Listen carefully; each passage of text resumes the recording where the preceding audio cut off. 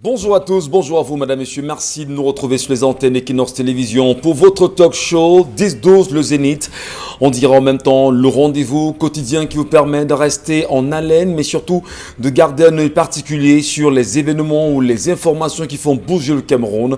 On en parlera avec Maestria ce matin, avec la grande équipe également qui la constitue au quotidien. Charles Amel Bachou, Bonbon Bengan, Karine Santia et Dominique Audrey Oyengelek.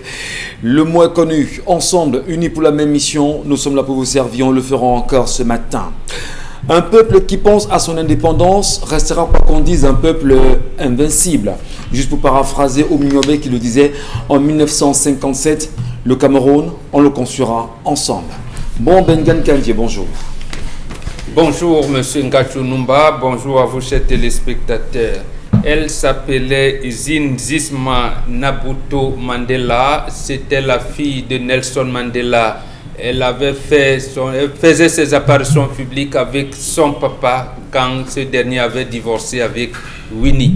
Donc on était surpris. Mandela, qui était cette jeune fille à côté de Mandela? C'était sa fille. Elle est décédée, elle vient de partir. Ancienne ambassadrice d'Afrique du Sud dans un pays nordique, il vient de partir. Elle, en 1977, avait été connue parce qu'elle avait fait une déclaration au stade où disait que son papa Nelson Mandela n'allait pas sortir de prison si des conditions maximales n'étaient pas réunies. Il avait dit à l'époque, sous Peter Botha, ça lui a valu les acclamations du public, mais surtout l'adoration. Elle en est partie. Bonjour ma fille, allez en paix. Qu'elle est en paix, effectivement. Merci également pour le combat d'une libération totale du continent qui, jusqu'à présent, reste encore sous l'emprise occidentale, mais surtout, on parlera de l'oppression occidentale qui n'arrête pas de s'exercer sur les peuples du continent, notamment en Afrique subsaharienne. L'appel, c'est de tout faire pour pouvoir s'en extraire aujourd'hui. Charles Amel Bachou, bonjour. Bonjour, monsieur Michel Ngachou. Bonjour à tous les téléspectateurs. Pourquoi l'État du Cameroun est-il insolvable? Pourquoi n'est-il pas à jour dans ses cotisations à l'échelle nationale et internationale? On est toujours à rappeler au gouvernement camerounais de s'acquitter de ses frais de cotisation parce qu'inscrit dans X ou Y organisme international. Puis, même avec ses propres concitoyens, le gouvernement camerounais ne parvient pas à s'acquitter de ses engagements.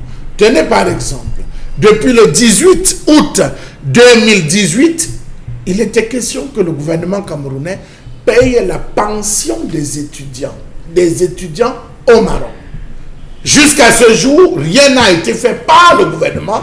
Conséquence, on a expulsé les Camerounais de leur appartement, de leur maison. Si vous avez un enfant au Maroc, une fille, sachez que désormais, à cause du gouvernement camerounais, elle s'est lancée dans la mendicité ou la prostitution. Parce que c'est ce qui est là, c'est ce qui est en train d'être fait. Et en plus, elle dort devant le portail de l'ambassade du Maroc. Ainsi va le Cameroun, c'est bien. Situation assez grave quand même lorsque Charles Amel parle de ce que le Cameroun reste insolvable. On n'oubliera pas cette actualité qui date d'environ 3-4 ans aujourd'hui où Camtel avait sommé l'État du Cameroun à lui reverser ce qu'il lui devait comme argent, d'ailleurs intimant l'ordre à toutes les entreprises publiques qu'elles devraient se voir couper ou sectionner justement de toute communication venant de Camtel. Il a fallu effectivement qu'il y ait des négociations en n'en plus finir pour que l'entreprise en charge de la distribution, si vous voulez, de la télécommunication aujourd'hui, on revienne à de bons sentiments. Merci à vous, Charles Amel Bachou. Dominique Audrey Yengelek mais avant Dominique Audrey, allons saluer Karine Santia. Bonjour Karine. Bonjour Michel et bonjour encore aux téléspectateurs. Une consternation au quartier New Bell à Douala 2e. Les riverains, ceux qui habitent aux alentours du cimetière de New Bell, ont arrêté une femme qui procédait à l'inhumation d'un petit garçon, de la dépouille d'un petit garçon de 10 ans qui était certainement décédé, les yeux ouverts et la bouche béante. Et Et cette femme-là avait payé notamment des creuseurs pour qu'ils fassent une tombe dans laquelle elle allait introduire ce garçon. Sauf que l'inquiétude des populations, c'était que ces dames étaient seules. Il n'y avait personne avec elles, même pas un voisin, même pas un membre de la famille. Et les questions se posent. En tout cas, les images, vous les avez gardées pour nous pour le cours de l'émission, lorsqu'il sera bien évidemment 11h passées de 30 minutes, mesdames, messieurs. Merci de rester présents sur nos antennes. C'est 10-12 le Zénith qui accueille à l'instant Dominique Audrey-Yengelek. Bonjour Dominique. Bonjour Michel, bonjour aux téléspectateurs. Ce matin, je porte la voix d'un groupe de parents d'élèves dont les enfants ont composé le concours d'entrée en 6e. Au niveau du lycée de Bobongo, c'est à Shell Village là-bas. Et parmi ces enfants, il y a une fille qui a réussi à avoir son concours d'entrée en 6e avec 16,40 de moyenne. Et puisque c'est la section anglophone, il y a la deuxième partie qui constitue à faire l'interview de ces enfants-là. Les parents se sont rendus à l'établissement pour reprendre les températures, savoir comment ça devait se dérouler. Et là-bas, on dit aux parents, bien que ce soit la phase des interviews, sachez que c'est la période des négociations. Vous êtes à la phase des négociations. Donc, si vous voulez que votre enfant réussisse, vous-même, vous êtes conscient qu'il y a le coronavirus et que les chiffres, les effectifs ont été réduits. Si vous voulez que votre enfant réussisse, vous devez donner 50 000 francs. Auquel cas, votre fille va échouer. Et pour les parents dont les enfants n'ont pas réussi l'entrée en 6e, ils peuvent donner de 130 à 150 000 francs. Et ces paroles sont d'un des membres du jury de cette école-là. Ils renchérissent en disant que on leur a fait savoir que ce mode d'entrée dans les lycées camerounais sont monnaie courante dans tous les lycées aujourd'hui. En tout cas, Charles Amembadjou, à vos souhaits et à vos amours, en même temps, nous lui souhaitons véritablement. Évitez l'expression éparpillée. Les Bantous n'ont pas des amours éparpillés. Non, à vos souhaits et à vos amours, de toutes les façons. Allez, Dominique Audrey, c'est une réalité dans les lycées des collèges, dans les lycées au Cameroun. Et vraiment, trop de souhaits pour Charles Amembadjou ce matin sur le plateau. Vraiment. C'est la 5e. Oui, la 5e épouse. Allez, pour être plus sérieux également, nous parlions du fait que c'est une réalité dans les lycées du Cameroun. Et aujourd'hui, c'est le moment propice certainement pour les différents proviseurs de s'engraisser un tout petit peu. On verra ce que ça va donner parce que vous allez suivre avec nous, Dominique Audrey, ce dossier véritablement. Madame, Messieurs, dans un instant, tournons-nous vers l'histoire du jour. Dominique Audrey l'a ressassée et voilà, ce matin, nous la restitue. L'histoire que je vais vous raconter ce matin peut être dans toutes les situations qu'on a vécues récemment dans les amours passionnels, l'une des causes des meurtres dans des couples. Donc, je vous raconte l'histoire d'une jeune femme âgée de 25 ans aujourd'hui. Elle est sage-femme de formation depuis 2018. Malheureusement, elle n'a pas encore reçu son diplôme. Ça, c'est une autre réalité camerounaise. Et elle dit que le garçon avec lequel elle est en couple aujourd'hui, elle l'a rencontré alors qu'elle était en 3e. À l'époque, elle était encore au village. Mais puisqu'elle était très jeune, l'école a eu la primeur. Conséquence, elle a d'abord fait ses études. Elle s'est séparée du garçon. Lorsqu'elle obtient son bac, elle vient en ville à Douala où ses frères ont des résidences. Et c'était pour terminer ses études, notamment passer le concours et suivre sa formation. Lorsqu'elle arrive ici, ses frères lui donnaient 500 francs par jour d'argent de transport et de nourriture et tout. Mais la jeune dame raconte qu'elle avait besoin par jour d'environ 1500 francs pour pouvoir payer le transport. Elle sortait de chez elle à 7h30 et revenait aux environs de 19h par là. Donc, par le hasard, elle rencontre encore ce même garçon, cet amour de jeunesse, qui se porte volontaire pour pouvoir l'aider, puisque c'est un moto-taximan aujourd'hui. Il la transportait, il allait la laisser à l'école, il la ramenait, il lui donnait un peu d'argent pour pouvoir s'en sortir au niveau de ses études. En 2016, elle tombe enceinte de ce garçon et donne naissance à un enfant. Sa famille s'est opposée farouchement à cette relation en disant que cet homme ne te mérite pas. Conséquence, cet enfant ne portera pas son nom. Malheureusement, l'enfant décède à 3 ans dans des circonstances un peu bizarres. On n'a jamais compris ce qui a tué ce bébé. Et aujourd'hui, elle est une sage-femme, elle travaille dans un hôpital, elle a été titularisée, mais elle n'a pas de salaire. Jusqu'aujourd'hui, c'est ce jeune garçon qui continue de l'aider. Sauf que le problème dans sa famille, on lui dit, tu es diplômée, tu es belle, qu'est-ce que tu fais avec un garçon qui fait la moto? Il n'est pas question que tu nous ramènes ce genre de honte. Oui, utilise-le comme tu veux, qu'il te donne l'argent pour faire ce que tu veux, mais sache que tu ne vas pas l'épouser. Il va falloir que tu épouses un homme riche. On a besoin d'un homme riche dans notre famille pour pouvoir s'occuper de nous. Elle raconte que ce garçon est véritablement sincère avec elle. Elle ne comprend pas. Lorsque le garçon est devant sa famille, on ne lui dit rien, mais lorsque il tourne le dos, ce sont des railleries, ce sont des insultes à n'en plus finir. Elle dit qu'elle est en train d'être au bord de la crise de nerfs. Elle a l'impression qu'elle va devenir folle. Sa famille dit qu'ils ont honte d'elle parce qu'elle ne ramène rien à la maison de par le travail qu'elle fait. L'homme avec lequel elle est ne peut pas lui donner de l'argent de façon conséquente, et à côté de ça, elle ne veut pas leur amener un homme riche. Elle aimerait donc savoir comment faire face à cette situation. Elle aime cet homme, elle aimerait faire sa vie avec lui, mais maintenant en face d'elle, elle a sa famille qui a des aspirations encore plus grandes. On voudrait un homme riche et elle aimerait savoir où est-ce qu'on trouve les hommes riches. Très bien. Au moment où bon, quand on cherche une fille qui va l'accompagner, Uliné, non, pour la il fin de cherche séjour. pas. Il cherche pour son fils. C'est pas pour lui. Il cherche pas. Non, mais c'est pas un appel public. Hein. Non, un appel on en rit. Parce qu'il faut méticuleusement chercher. Pourquoi vous défendez les aspirations de maman? Non, on n'a pas lancé un appel S'il veut public. quelqu'un qui va l'accompagner, Il ne veut pas. Il n'a pas lancé un appel laissez-lui public. la monsieur possibilité. Vous le défendez Mathieu. pourquoi? Je ne le défends pas, c'est pas un appel C'est public. une attitude des filles Il y a qui des défendent leur intentions. papa. Non. Notez-le. Il l'a dit à nous. Il y a des intentions cachées sur ce plateau. Non, c'est pas un appel public. D'ailleurs, on l'a même déjà trouvé dans le posé plaît quand Ah bon? tu lui- Mais lui, c'est plein encore quand Et Non, on Michel, étudie encore, on étudie. Voilà, Michel, j'ai oublié. La fille dit que sa maman lui a dit un jour, alors qu'elle se plaignait de la situation avec son copain, sa mère lui a dit qu'il y a des hommes ici dehors qui payent l'école aux femmes et après, ils se séparent. Donc, sache que Donc, ce garçon on est là. va comprendre, pour on va payer. comprendre que la famille de la fille encourage la fille à se roquer, l'homme. Non. Oui, tout à fait. C'est ça, et ne pas permettre justement à la fille d'engager une relation normale, je veux dire à long terme, ou une relation de vie avec ce dernier. Oui.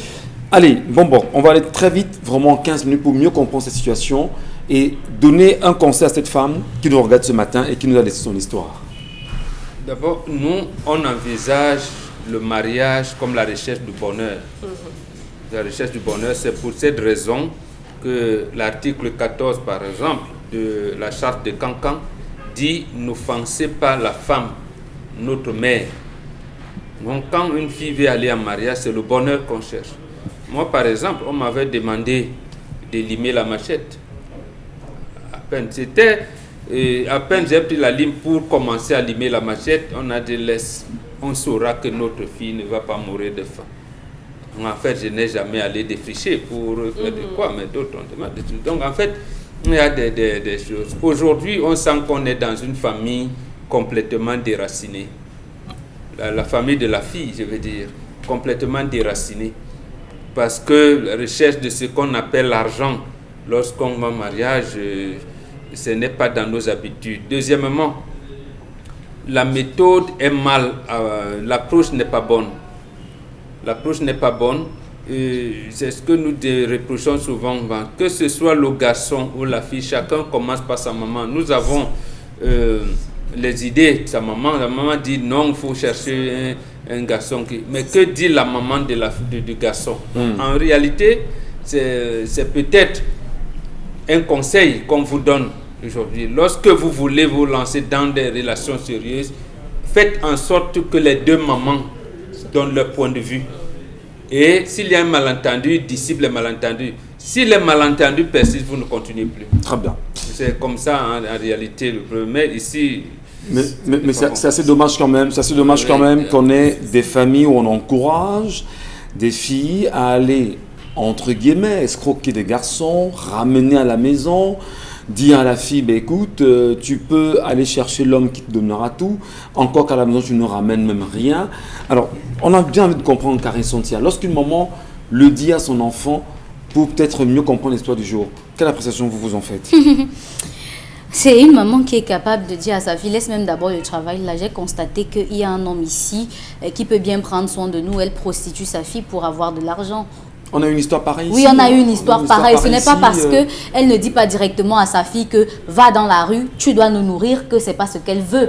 elle le veut bien. Donc, peu importe le genre d'homme, vous pouvez avoir l'argent de n'importe quoi. Ça peut être un argent que vous tuez les gens pour avoir, c'est pas son problème. L'essentiel, c'est que vous ayez assez d'argent pour lui construire une nouvelle maison carrelée avec une belle peinture, pour lui donner une voiture. Elle veut ce genre de beau-fils. Mais je pense que pour trouver ce genre de beau-fils, il faudra qu'elle-même parte chercher le genre d'argent là pour venir avec donner à son mari. Et là, on comprendra. Parce que vous ne pouvez pas. Il faudrait que la fille aille chercher pour donner à son mari. La maman, elle-même, elle aille d'abord chercher pour donner au père de sa fille. Très bien. Et on verra l'exemple. Parce que il y a des gens qui veulent vivre à travers leurs enfants leurs rêves. Ce qui est encore n'est pas un problème. C'est-à-dire que tout le monde aimerait que leurs enfants arrivent jusqu'au niveau où ils ne sont pas arrivés. Mais ce niveau-là ne s'atteignent pas forcément financièrement.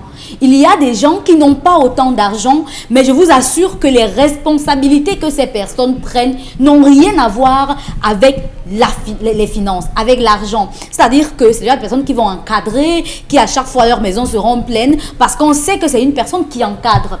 Mais lorsque vous voyez une maman qui ne se soucie pas du bonheur de sa fille, de ce que sa fille pourra être avec n'importe quel homme, ce n'est pas là son problème. Elle ne dit même pas que l'homme là, je trouve que tu ne seras pas heureuse avec lui, justement parce que bon, sa famille est un peu comme ça. C'est pas ça qu'on dit. On dit, tu dois te séparer de lui. D'ailleurs, continue à manger ta part que tu peux. Le jour que tu vois que c'est bon, tu pars. Vous savez que ce que quelqu'un vous donne, il peut vous tuer avec. C'est-à-dire qu'il vous donne, vous mangez bien, vous vous séparez, il ne se venge pas, il ne prend pas les couteaux, il ne fait rien. Mais le fait que vous ayez mangé une seule parole, je vous assure, ça vous bouche les trompes, vous passez toute votre vie sans avoir d'enfant. Ouais. Donc, il faut que les parents, les familles arrêtent un peu de penser que le bonheur est matériel. C'est bien qu'il faut travailler. Eux-mêmes, ils voient comment leur fille qui a une formation a du mal à trouver un travail normal qui va lui donner de l'argent. Eux, ils cherchent encore un homme qui a déjà établi sa vie, qui a déjà de l'argent. Mais vous allez le trouver où, lui, là? S'il ne commence pas avec ce conducteur de moto. Vous pensez qu'il y a un homme qui s'assoit comme ça et dit que, bon, la femme que je vais épouser, elle doit aussi travailler, hein, elle doit aussi avoir les maisons. Vous allez la trouver où, cette femme-là? Parce qu'elle va vous trouver que vous n'êtes même plus à son niveau. Il faut que les gens arrêtent les mentalités rétrogrades qui veulent que, parce que quelqu'un n'est pas à votre niveau, il n'a pas le droit de vous épouser. Mais vous classez les niveaux là comment? Bon, vous appréciez justement la sortie de Karine à ce sujet? Oui, tout à fait. Vous croyez que justement pour une... C'est la logique, c'est le regard que les familles devaient avoir aujourd'hui. Hein. Les familles, ce qu'on appelle argent, on reçoit où? C'est comme ça que les familles ont engagé leurs filles dans la fémania. Mais, la sorcellerie. Si vous voulez, je ne voulais pas insister. L'État du Cameroun est arrivé, c'est l'État du Cameroun qui a encouragé ça. 1994, un compatriote arrive avec un avion, il est reçu à la primature. La police, Interpol, tout le monde sait que c'est un féman. Un féman, mais on l'accueille, on lui déroule le tapis rouge et quand il est arrivé, à partir de cette année d'ailleurs, vous demandez à un enfant de 6e, qu'est-ce que voulez-vous faire dans la vie? Être féman. Non. Bon, on était victime, hein, on était victime. Voilà, c'est triste. On avait l'impression que c'était le modèle qui passait. Voilà. Bon, maintenant, cher Lamel, c'est quand même une histoire cocasse ce matin. Décourager une fille à faire une vie normale avec un jeune garçon parce que ce dernier est conducteur de moto, l'encourager également à l'escroquer autant qu'elle peut le faire, lui dire mange ta part autant que tu pourras manger et par la suite trouve-toi un homme riche. Est-ce qu'on ne peut pas dire qu'il y a des mamans, entre guillemets, qui elles aussi sont perdues et veulent absolument égarer leurs enfants? Quelle appréciation vous faites justement de l'histoire de ce jour? Alors, il faut dire, M. Michel Ngachou, que le rêve de tout parent, c'est de se rassurer que son nom ne s'éteindra jamais après son départ, qu'il vivra à travers ses enfants et que ses enfants défendront son honneur. Lorsque vous voyez cette maman, cette famille, parce que je tiens à vous préciser que la famille n'est pas tenue par les hommes, la famille est tenue par les femmes. Lorsque les femmes se retrouvent à gaspiller l'honneur de toute une famille, allez vous poser des questions. Pour détruire une chefferie, on n'a pas besoin d'assassiner le chef, on a besoin juste de retourner ses épouses et le tour est joué. C'est la raison pour laquelle la première partie qu'on protège le plus, c'est les épouses du chef. Quelles que soient les situations, on protège les épouses. Là, vous vous rendez compte que ces femmes ont fait un vœu de destruction totale de la famille en envoyant leur jeune pépite, la pépinière, aller se prostituer pour pouvoir, comment on va dire, renflouer les poches, renflouer les caisses. Sauf que cette fille a rencontré l'homme qu'elle estime être l'homme de sa vie, pas l'homme de son cœur. Parce que là, il faut faire une différence. Elle a rencontré l'homme de sa vie et malgré les soubresauts et les coups qu'elle encaisse, elle tient mordicus à ce garçon. Même si elle ne le dit pas, il y a une relation sous-jacente qu'elle entretient en cachette. C'est lui qui la porte. Comment se fait-il que tous les matins et tous les jours, par hasard, il est constamment sur le chemin de cette fille? Non. Mais ils sont ensemble. Pour le fameux un enfant qui, voilà. 3 ans après décède. La famille ne veut pas. Ils n'arrivent pas à se séparer. J'ai bien envie de poser la question aux familles. Vous qui demandez les riches, comment on fabrique le riche? Chaque jour, vous dites que vous sortez chercher l'argent. Pourquoi vous n'êtes pas Quand vous rentrez le soir, vous avez trouvé cet argent. Tous les matins, je sors ma bague, je sors chercher l'argent. Mais quand vous rentrez, vous avez trouvé l'argent. C'est l'argent qui vous cherche, ce n'est pas vous qui cherchez l'argent. Voilà. C'est l'argent qui vous cherche, monsieur Michel Ngachou. Parfois, vous traversez la rue et dites, hé, gars, je te cherchais depuis. Tu avais fait quelque chose qui m'avait tiens, voilà ta bière, va boire ta bière. Tu attendais ça? Non. Donc, je crois qu'il faut que les familles se repositionnent. Tout part de la non-maîtrise des affaires traditionnelles.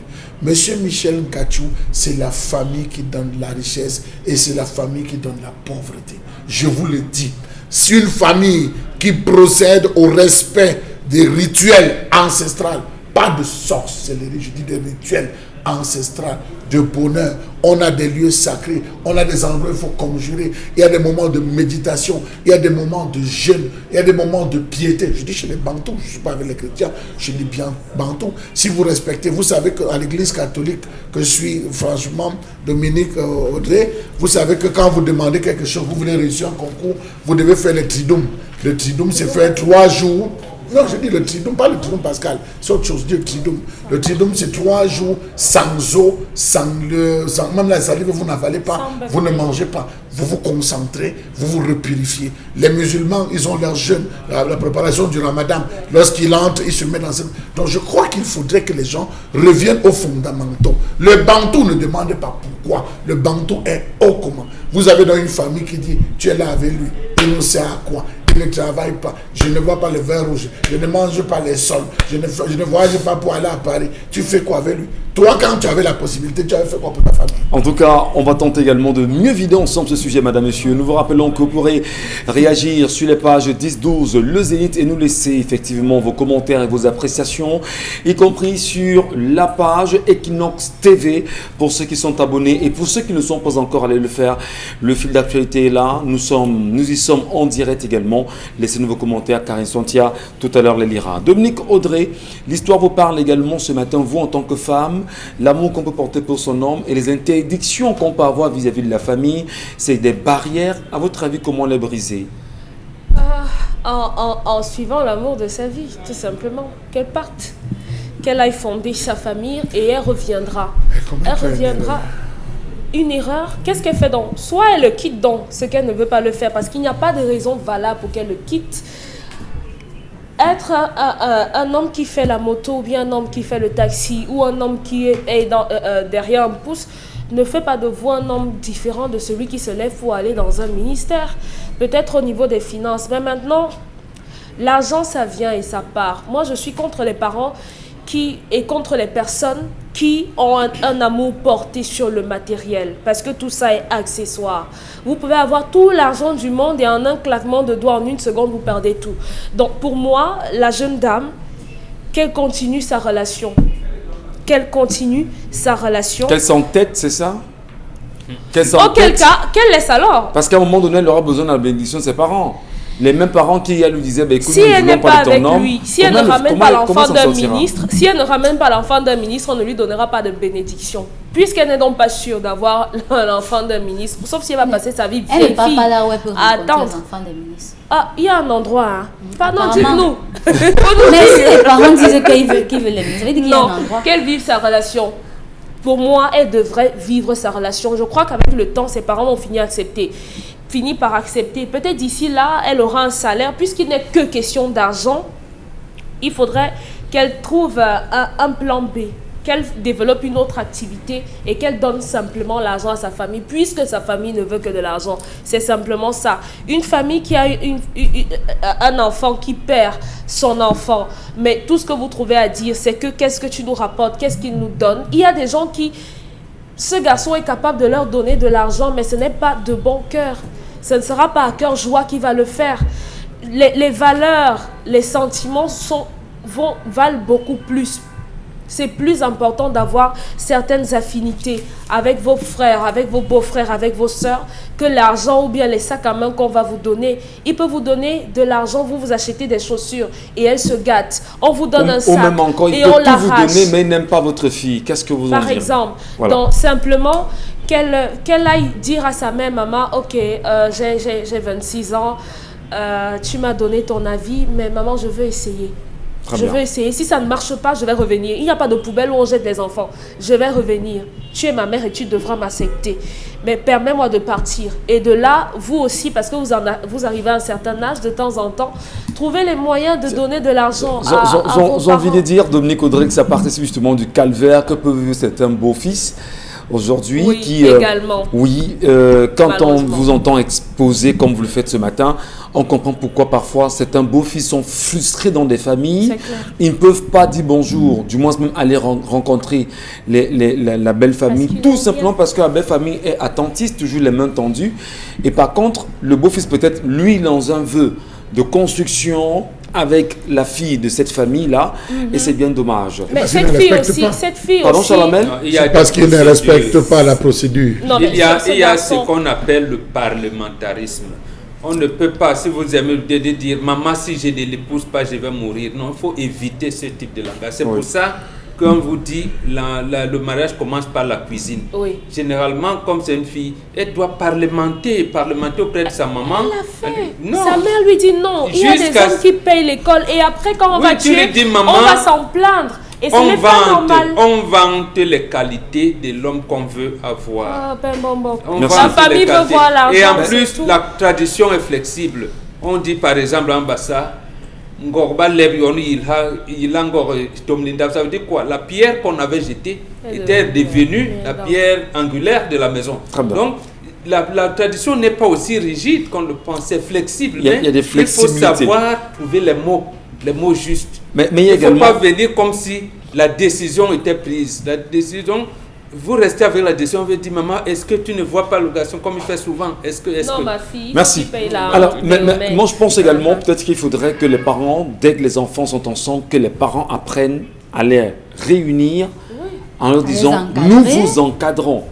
Nous vous encadrons. Et moi, honnêtement, c'est un vœu que moi je caresse tous les jours. Je dis, moi j'ai une fille qui a 16 ans, qui a 17 ans, qui est jeune, et je me rends compte qu'elle a des tendances déjà un peu très compliquées. Mais c'est à moi, père, de lui dire, ma fille, ça se passe comment? Le gars avec qui tu joues souvent là, est-ce qu'il n'est pas possible que je le rencontre? Est-ce qu'on ne peut pas s'asseoir ensemble? Permettez-le commettre une erreur. Je ne peux pas le faire. C'est maman qui te dit, on s'adresse à sa maman. Je parle à bon, d'accord, on s'adresse à la maman. Madame, essaie un peu de voir ta fille là et le gars avec qui elle joue. On essaie de voir comment on peut les encadrer, que de les laisser justement se dire. Ce peut être comme ça. En tout cas, pardon? Vous dites à la maman. On dit à la maman. Oui, on dit à la maman. C'est le rôle de la mère. Oui. Merci beaucoup. Exclusivement. Allez, merci à vous, madame, messieurs. Laissez-nous vos commentaires également sur les pages, comme vous le savez. Dans un instant, nous irons savoir ce que Charles Hamel nous prépare ce matin, nous a préparé dans le cadre de la colère. La colère de Charles Hamel, c'est maintenant.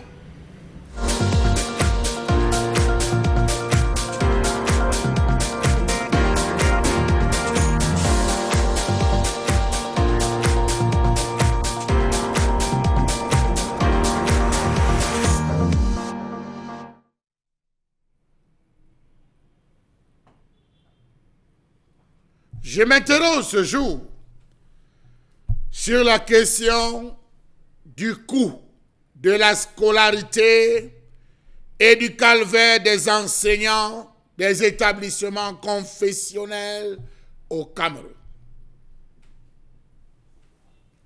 Comment comprendre le calvaire que traversent les enseignants des établissements confessionnels dans ce pays avec les parents qui dépensent des sommes faramineuses pour l'instruction de leur progéniture. Dans les établissements confessionnels, il n'est pas donné à n'importe qui d'y envoyer son enfant. Les coûts oscillent entre 25 à 250 000 francs CFA. Ah oui. Comment comprendre les coûts exorbitants de la formation dans ces établissements confessionnels? Pourtant, dans le public, c'est différent. Savez-vous que le montant de la préinscription varie d'un établissement confessionnel à un autre? Que ce soit Jean Tabimanga, que ce soit Vogt, que ce soit le petit séminaire Sainte-Thérèse, que ce soit le collège Johnson et j'en passe, les prix ne sont pas les mêmes. Il va de 2500 francs à 50 000 francs CFA, primaire y compris. Savez-vous que passé la mi-mai, il y a des pénalités qui vont de 10 000 à 15 000 francs CFA pour ceux n'ayant pas payé?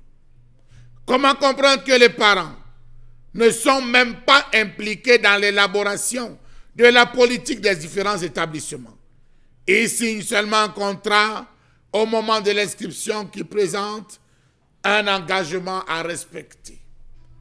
Comment comprendre l'instauration des cours de soutien obligatoires et payants dans ces écoles confessionnelles avec à la clé la vente des effets scolaires à l'établissement malgré l'interdiction ministérielle? Les établissements confessionnels ont leur tenue de sport, leur tenue d'études. Ils ont pratiquement tout différemment des autres types d'enseignement. On dit là-bas que c'est à prendre ou à laisser. Les parents omnubilés par le succès de ces établissements subissent en silence des chantages psychologiques et ces pressions pécuniaires. Question: que font-ils de la subvention annuelle de l'État? Point d'interrogation. Savez-vous que la première tranche de la scolarité est réglée en pleines vacances entre juin et juillet? Que le montant payé pour cette tranche avoisine la centaine de mille en termes de francs CFA par élève? Et oui, il faut payer. Il faut payer, sinon on ne vous admet pas. On dit que les catholiques sont comme ça. On dit que les protestants sont comme ça. Ils enseignent bien. On a des écoles EEC. On a des écoles CEBEC. On est content. Mais hélas, les parents souffrent. Parce que là-bas, il faut saigner. Lorsqu'on prend une décision, on n'associe pas les parents.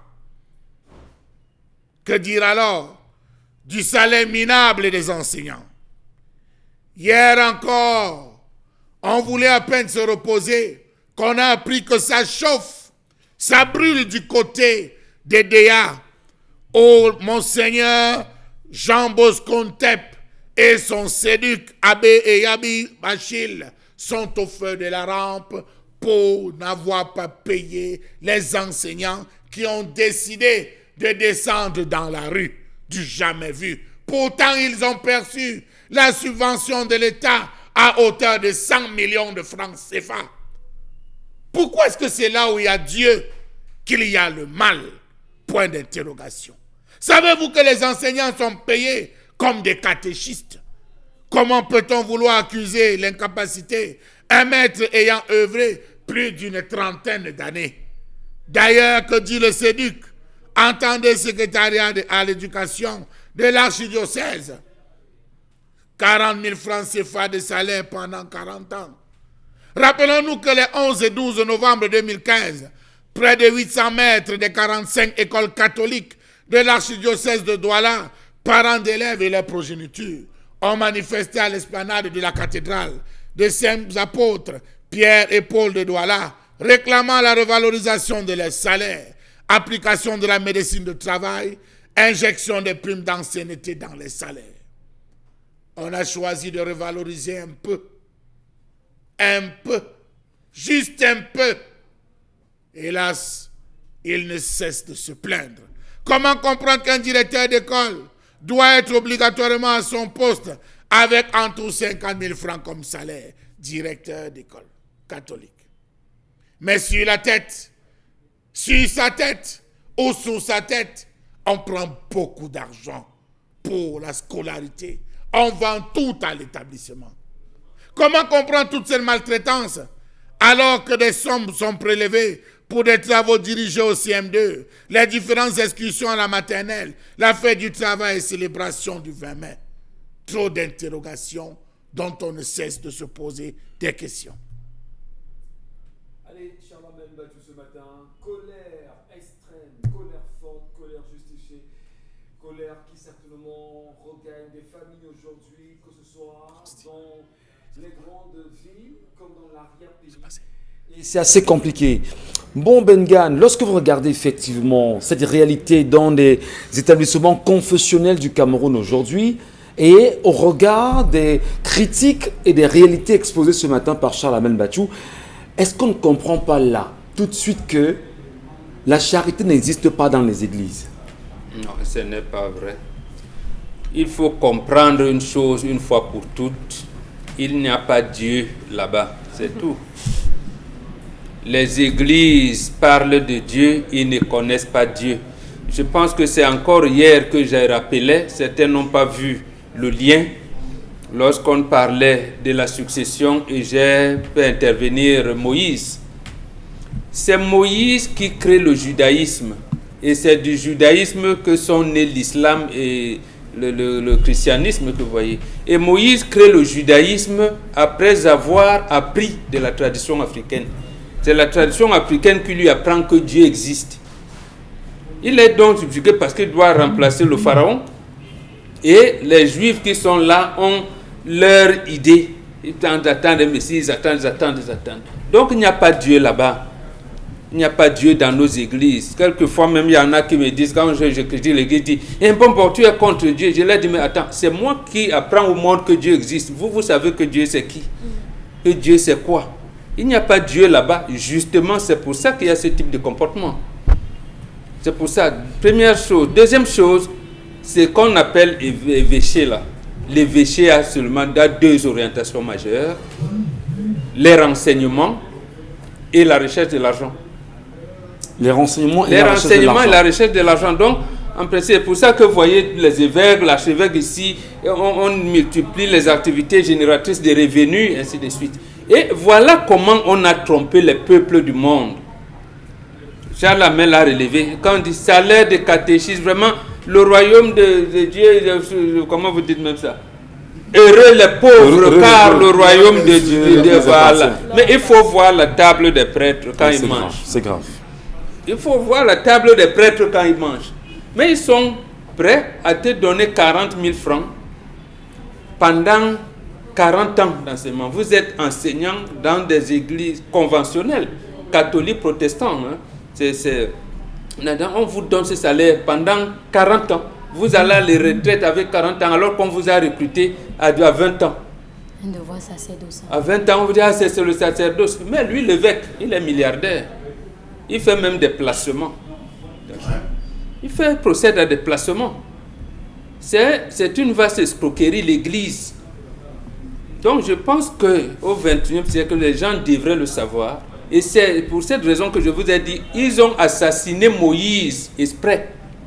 Et ceux qui ont assassiné Moïse sont connus. C'est Aaron et Josué qui l'ont assassiné, ils ont caché son cadavre. On a dit, mais Dieu est venu, il est parti avec le cadavre. C'est faux. Donc l'église, telle que nous dans son acception d'aujourd'hui, c'est une mafia. C'est une mafia. C'est pour cette raison que la naissance d'ailleurs du christianisme en l'an 524 avec l'empereur Constantin le Grand, ça a été une vaste assemblée nationale, un motus vivendi en disant, mais bon, comme il y a des tribulations à Rome, on fait comment? Mais l'église donc qui vient chez nous, avec la Bible ici et l'arme ici, à côté, c'est pour vous dire, mais voilà, et tout ça veut dire, mais Dieu, vraiment, Dieu vous aime et tout. Et c'est la même église là, parce que l'église protestante n'existe que depuis hier, au XVIe siècle. C'est l'église catholique qui est leur maman, La mère de toutes les voilà, qui a dit que voilà, l'esclavage c'est une bonne chose, il faut bénir, voilà. Et il faudrait que les gens aujourd'hui quittent ces églises-là. Ils quittent. Quand on commence à quitter les églises, n'allez pas à la période de Pâques, n'allez pas les dimanches, évitez de faire les jeûnes de prière, de ceci. Il faut commencer et rentrer dans vos traditions où vous trouvez le vrai Dieu. Et là, l'État et le gouvernement devraient donc se rendre à l'évidence qu'on doit faire nos lois selon les us et coutumes de nos royaumes qui ont précédé la République, et on va poser une bonne base et tout le monde vivra mieux. Vraiment, peut-être va-t-il falloir qu'il y ait une école pour ça. Il y en a d'ailleurs qui prônent les valeurs africaines, l'égyptologie aujourd'hui, pour ceux qui ont très vite compris et ceux qui sont rentrés. On se rend compte quand même qu'il y a des réalités compliquées dans nos établissements aujourd'hui. Pour revenir à la critique ou encore à la colère de Charles Hamel exprimée, Karine Santia déboursé 250 000 francs pour un enfant pour les établissements à vocation confessionnelle,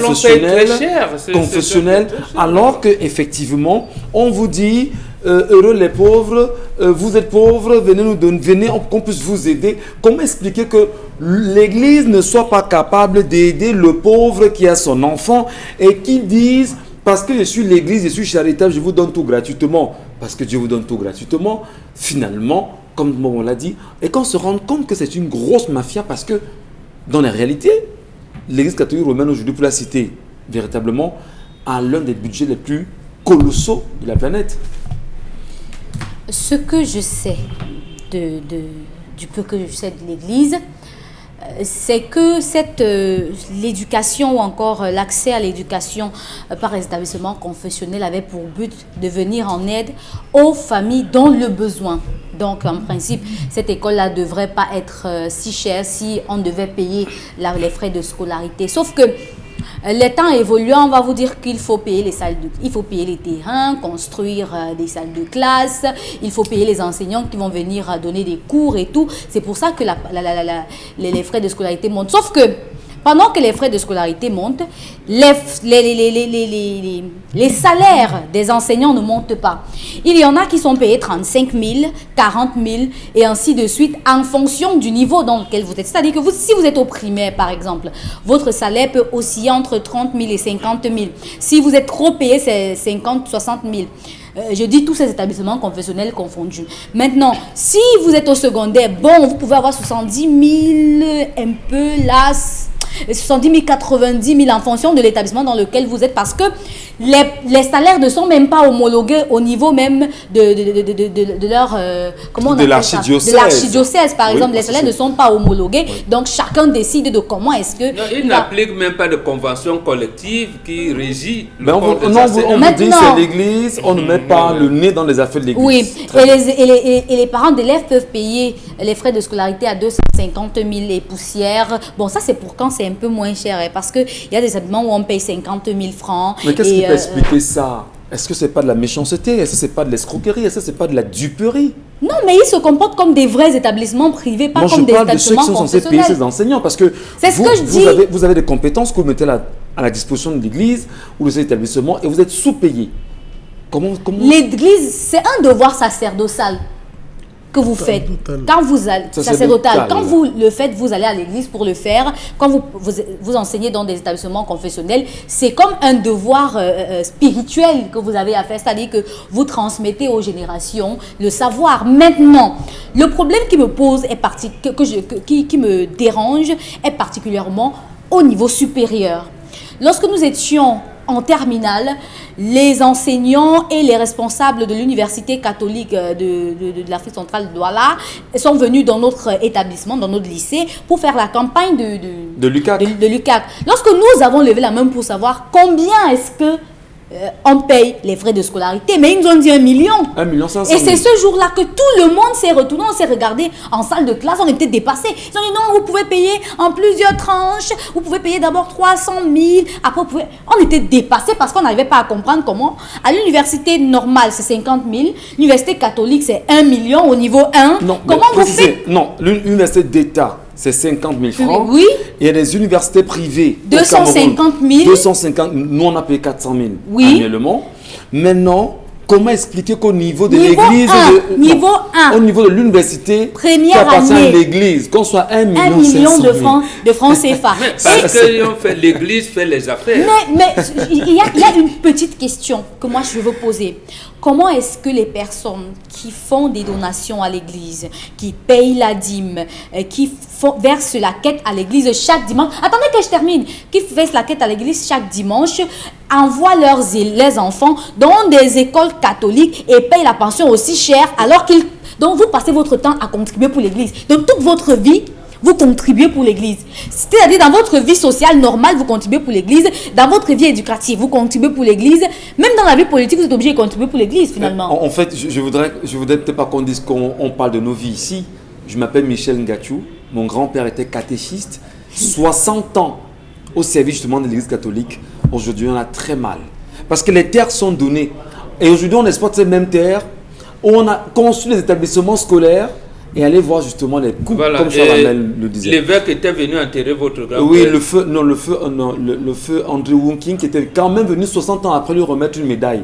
On parle de Bassamba. Le jour de l'enterrement. Non, jamais. Voilà, le prêtre n'est pas venu. Non, le prêtre est arrivé, mais on paye les messes. Et on a payé la messe justement. On paye la pour, messe même pour du cadeau. Oui, on a Vous tout payez payé. tout. Dominique Et tout. Audrey, justement, votre avis.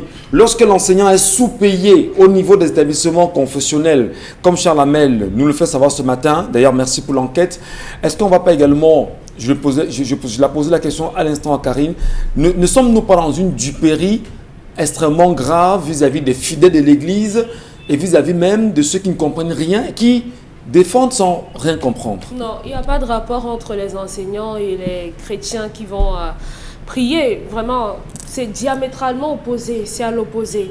L'enseignant qui vient enseigner dans une église catholique, bien qu'il y ait une école là-bas, n'a pas d'incidence ou bien il n'y a pas de coïncidence avec les chrétiens qui viennent prier.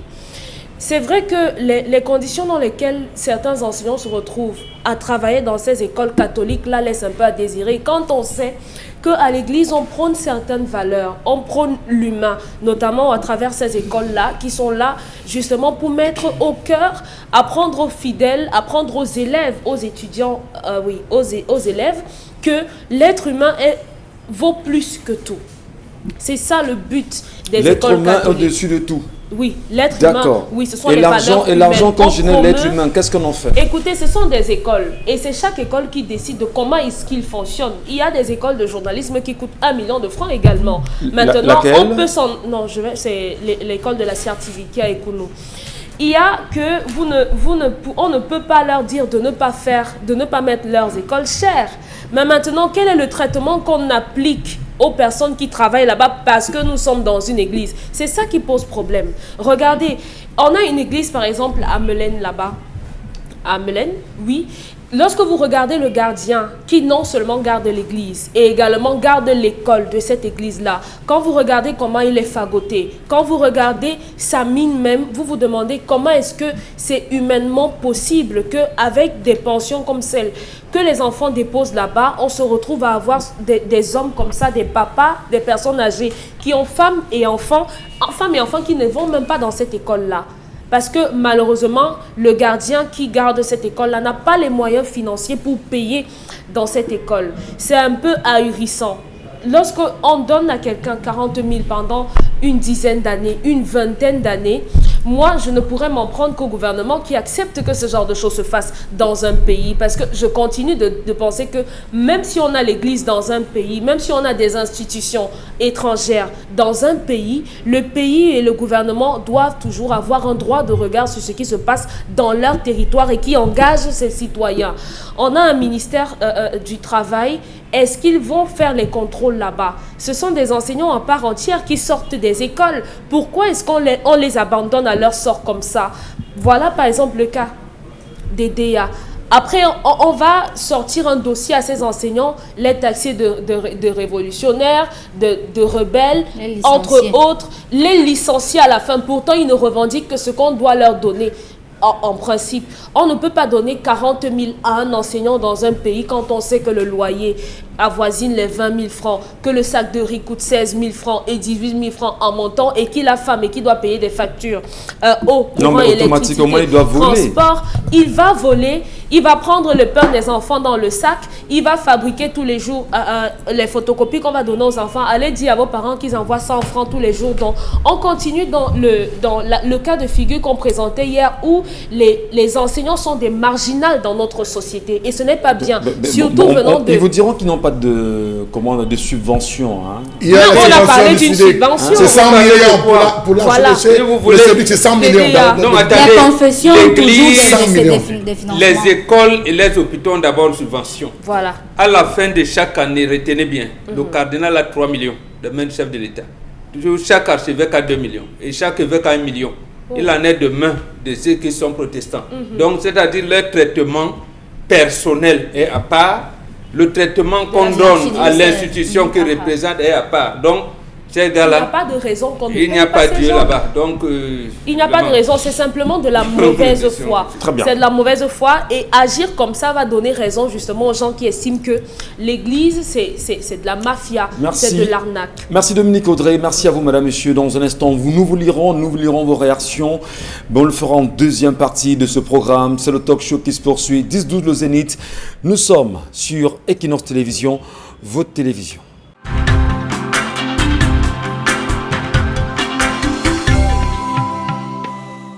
Bon retour madame, monsieur, merci de nous retrouver pour la deuxième partie de 10-12 le Zénith, votre talk show qui se poursuit à l'instant sur votre télévision et qui, vous le savez, au-delà de l'image, nous nous attelons tous les jours à vous rendre compte. Et la colère exprimée ce matin avec Charles Amel Batiou est portée sur le traitement des enseignants des établissements confessionnels au Cameroun.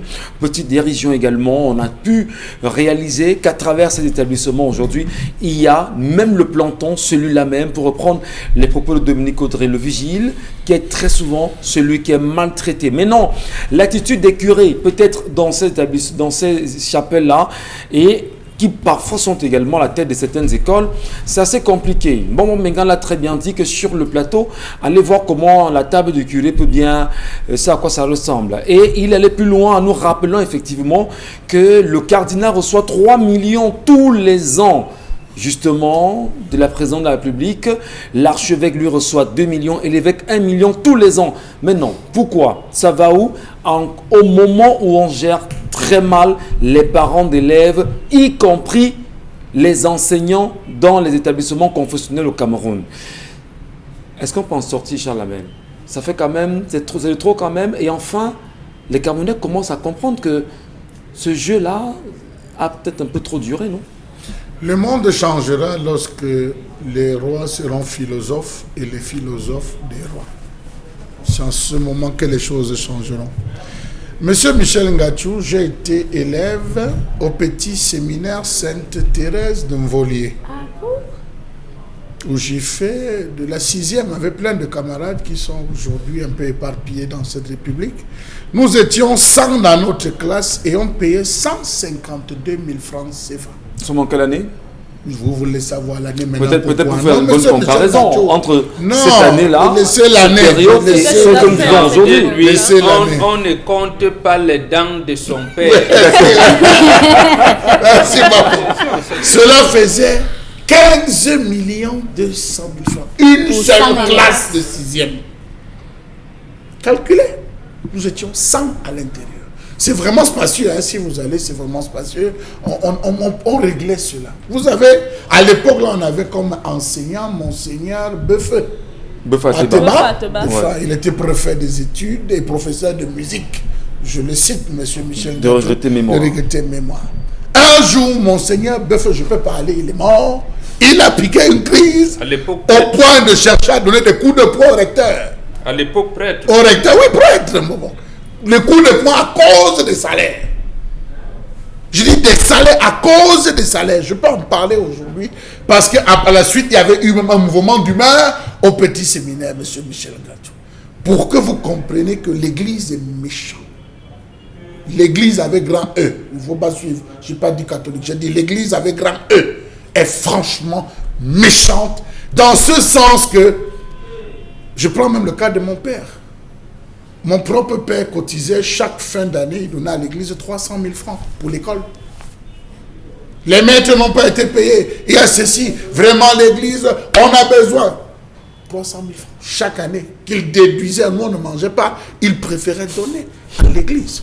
Plusieurs fois, j'étais, monsieur Michel Ngachou, j'ai dû accompagner un grand frère, je vous cite avec des exemples, j'ai dû accompagner un grand frère, paix à son âme aujourd'hui, au niveau de la cathédrale, lorsqu'il y avait eu, comment on appelle, les déplacés, on se plaignait qu'il y avait beaucoup de déplacés, qu'on avait accueilli les déplacés, il a chargé tout un camion, j'ai dit un camion, monsieur Michel Ngachou, les camions que vous voyez comme qu'on a, on mettait au milieu là avec les gros piquets et on mettait une boule en tissu, on attachait pour calculer et compter, faire les comptages là.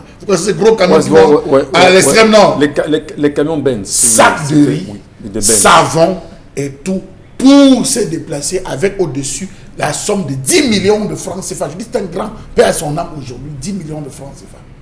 Je vous assure que quelques temps après, j'ai appris qu'il y avait un mouvement d'humeur dans les écoles. 5 francs n'étaient pas allés. Et je me retrouve à donner donc raison des hommes en bonbon qui dit que ce sont des personnes qui sont des milliardaires. Ils bagarrent pour être plus des milliardaires. Regardez, monsieur Michel Ngachou, la façon avec laquelle ceux qui tiennent ces écoles sont hautains. Sont hautains. Je dis bien les responsables des écoles chrétiennes, souffrez que j'emploie, sont hautains. Parfois même pédant, monsieur Michel. Il n'y a pas que les catholiques. Je n'ai pas dit catholiques. J'ai dit des écoles chrétiennes confessionnelles. Je n'ai pas tiré ici sur. Je dis les écoles. Vous arrivez, c'est à peine si on peut vous recevoir. Le tel n'est pas là. Vous ne pouvez pas rencontrer X. Vous ne pouvez pas voir tel. Vous vous retrouvez dans tous les deuils. Dans tous les deuils où il y avait le révérend Isaac Batomen, je peux citer encore. Où on arrive, on dit que l'école de femmes, l'école de CCA a des soucis, les enseignants, vraiment, lui, le CA a tel problème, le CA a tel, il faudrait aider. Spontanément, on sort le panier, monsieur Michel Ngachou. Vous voyez les gens, ils ont un morceau, je ne vous dis pas ce qu'il m'a fait. Vous dites, vous levez seulement, chacun va y verse. Ça vous fait rire, même monsieur Michel Ngachou. Regardez en termes de cotisation extra. Plus les fonds qui sont envoyés par le SEDUC, 100 millions de francs CFA. Et que vous voyez un archevêque, que vous voyez un responsable s'asseoir et dire qu'il ne paye pas. Je vous dis aujourd'hui qu'il y a plein. J'en connais un qui est un voisin.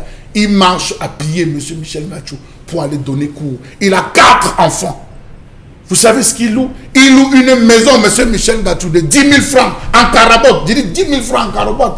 Il tire la lumière. Chez lui, il n'y a qu'une ampoule. Une ampoule, un ventilateur et un téléviseur qu'on allume rarement. J'ai dit un enseignant. Je lui ai demandé un jour, tu fais quoi là-bas? Il dit, je vais trouver où?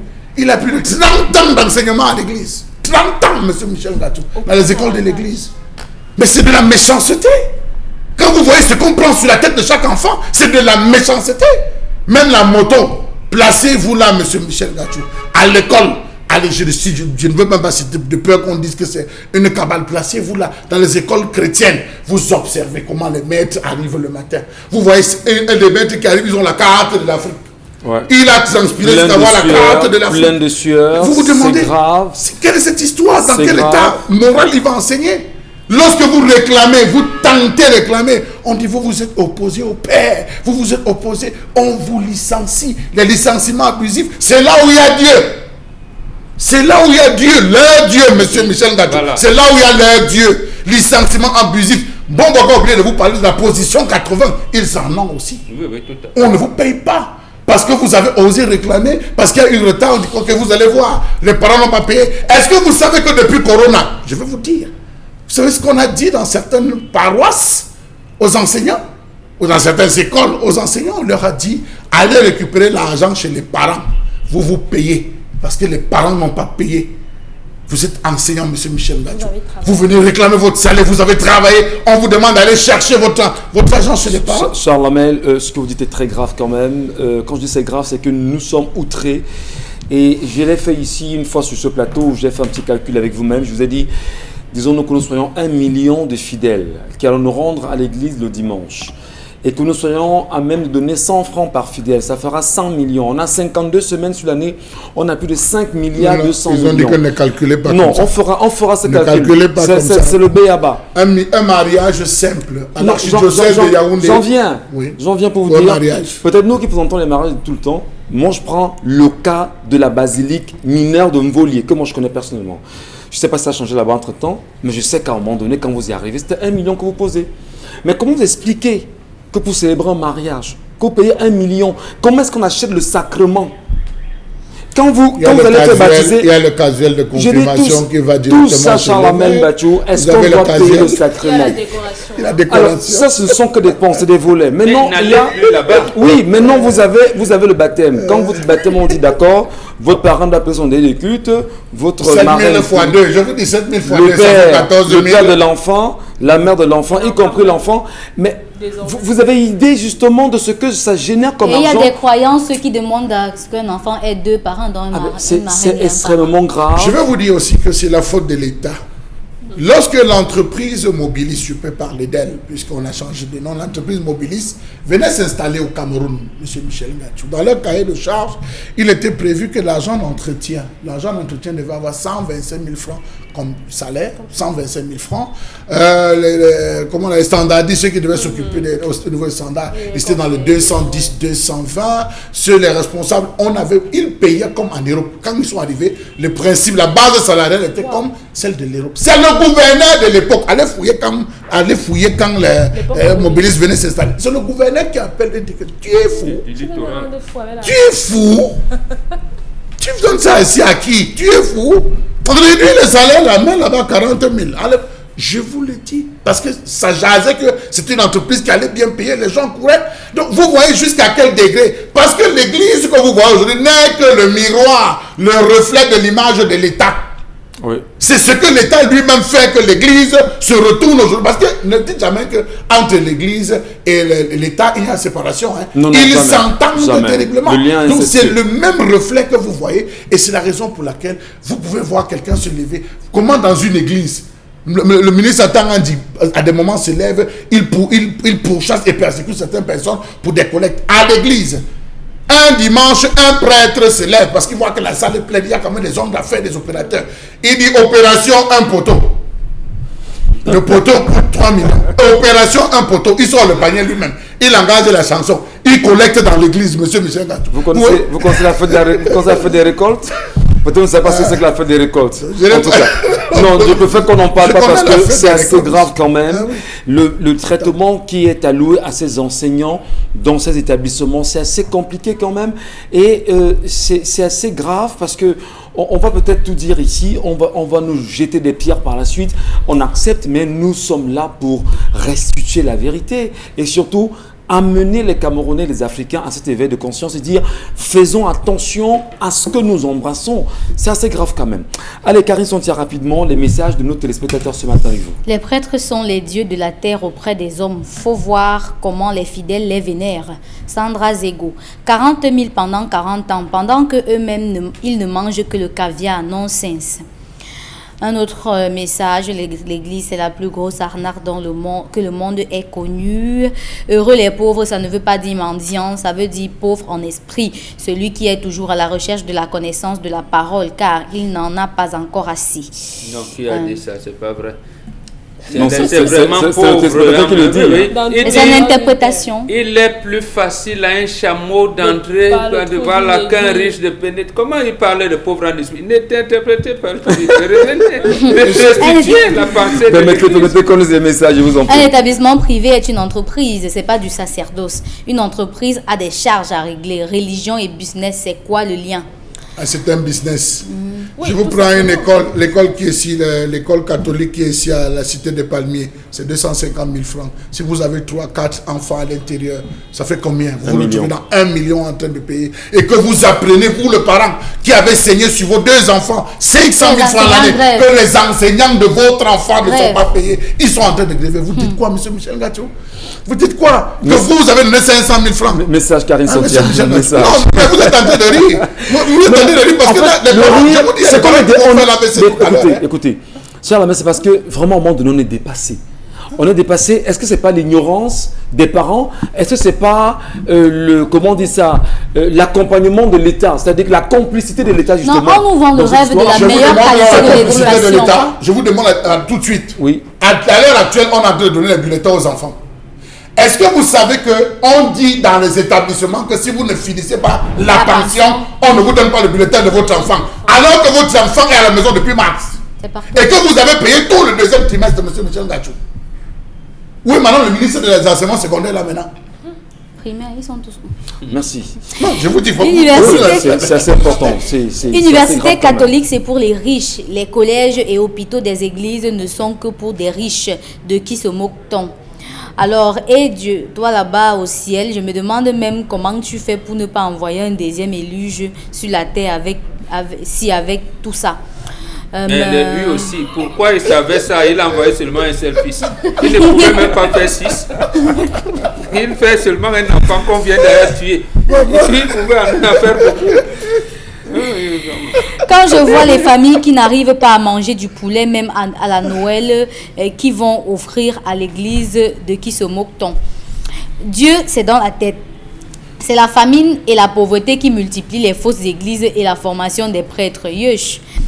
Alors, les pensions coûtent une blinde dans leurs différents établissements scolaires. Ils demandent aux enseignants d'être bienveillants. Alors, certes, il y a des complications, surtout financières dans les églises, mais c'est aussi pour le bon fonctionnement de l'église. C'est ça. L'église est tout aussi une entreprise, donc elle se doit de faire des chiffres. Mais utiliser le nom de Dieu pour se faire de l'argent, c'est simplement pathétique. Mais écoutez, allez peut-être voir comment, quand vous avez une messe de requiem, hein, vous avez une messe, comment on dit ça, il y a des messes qu'on demande dans des familles, et on va faire la demande justement au prêtre. Ne faites plus, faites demander 1000 messes, vous n'aurez rien. Faites les bonnes funérailles, les voies vont s'ouvrir à vous. D'abord, cette notion de Dieu, peut-être faudrait qu'on en parle une fois pour toutes. Parce que les anthropologues occidentaux sont venus traverser ça en disant, ils croient au soleil, à Montré et tout. Dieu c'est qui? Dieu c'est quoi? Ce n'est pas un vieux blanc barbu qui est assis au ciel et il a déposé les pieds sur la terre. Non. Dieu, c'est l'énergie initiale dont le soleil est la manifestation physique qui éclaire l'univers. C'est pour cette raison que même s'il y a la canicule, vous ne dites pas qu'il fait mauvais temps. Or, quand il pleut, vous dites qu'il fait mauvais temps. Je répète, Dieu, c'est l'énergie initiale dont le soleil est la manifestation physique qui éclaire l'univers. C'est pour ça qu'on parle de Ra, en Égypte, de Ra. En fait, pour dire le soleil. Et eux ne savent pas quelle est cette énergie. Et ce n'est pas le soleil qu'on vient en fait, mais c'est cette énergie qui défie. Très bien.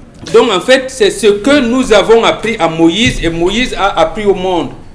Et ça devient donc les tripatouillages, ainsi de suite, ainsi de suite. Faites même 1000 neuvaines de prière, vous ne parviendrez pas à Dieu. Faites des bonnes funérailles, des trucs, vous parviendrez à Dieu parce que vos ancêtres vont vous guider vers ce Dieu-là. Message, Karine Santia. Donc n'allez plus dans les églises, il n'y a pas Dieu là-bas. L'Église catholique est la plus grande multinationale du monde. C'est une vaste entreprise. Déjà pour les ignorants, l'Église catholique romaine est la plus riche au monde. Quand vous sortez du Cameroun et allez en Beng, allez voir les églises. On n'y retrouve que de l'or partout. Et en Afrique, ils continuent de prendre l'argent aux pauvres. Un autre message, l'Église est la seule entreprise. Vraiment, je ne voudrais pas que l'Église catholique ait l'impression que ce soit une attaque qu'on ait vis-à-vis d'elle. Nous avons les témoins de Jéhovah qui ont des écoles, c'est pareil. Non, ils n'ont pas. Les protestants, c'est parce que vous avez parlé tout à l'heure, les protestants ont des écoles. Ce n'est pas aussi meilleur là-bas. C'est comme ça, l'Église presbytérienne par rapport à l'orientation, à ceux qui rédigent des messages.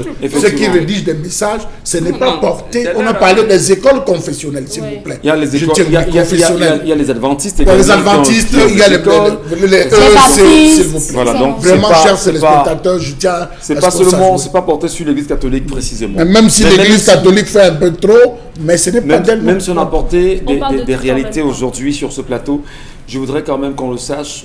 Il y a des enfants, il y a des petits enfants, j'insiste en le disant, de catéchistes comme nous. quand je regarde les terres que le grand-père a données à l'église catholique aujourd'hui, donné, il n'est pas dit qu'il a acheté. Et aujourd'hui, s'il vous plaît, lorsqu'il a donné ces terres, ce que l'église a fait en premier était de venir rapidement faire un titre foncier et repartir. Donc, 700 ans, 1000 ans, ils reviennent vous dire... Non, chez nous, là, je vous dis, je profite de l'occasion pour vous dire que chez nous, on est en train de récupérer. Ils avaient pris 7 hectares, on est en train de récupérer les 7 hectares. Mais allez voir comment je vous dis qu'on est en train de récupérer. Maintenant, parce qu'ils n'avaient pas nourri. Est-ce qu'en volant, on peut récupérer Charlamel? Pardon? Est-ce qu'en volant, on peut récupérer aujourd'hui? Mais je ne connais pas comment ils ont géré, mais chez nous, on a... Non, mais écoutez, la majesté supérieure, Charles Tangana, avait justement donné un domaine à l'église. Aujourd'hui, ils se lèvent, ils n'ont plus où vivre. Ces enfants non voliés. Ces conseils de famille peuvent tenir des conseils de famille et ce que Charles Hamel dit, c'est vérifiable partout. Là où les enfants ou les petits-enfants de ces patriarches-là sont venus, ils ont dit: vous avez escroqué nos parents. Ils ont remis en question ces donations-là et les tribunaux leur ont donné raison. Ils ont rétrocédé, on leur a donné une partie de cette terre-là.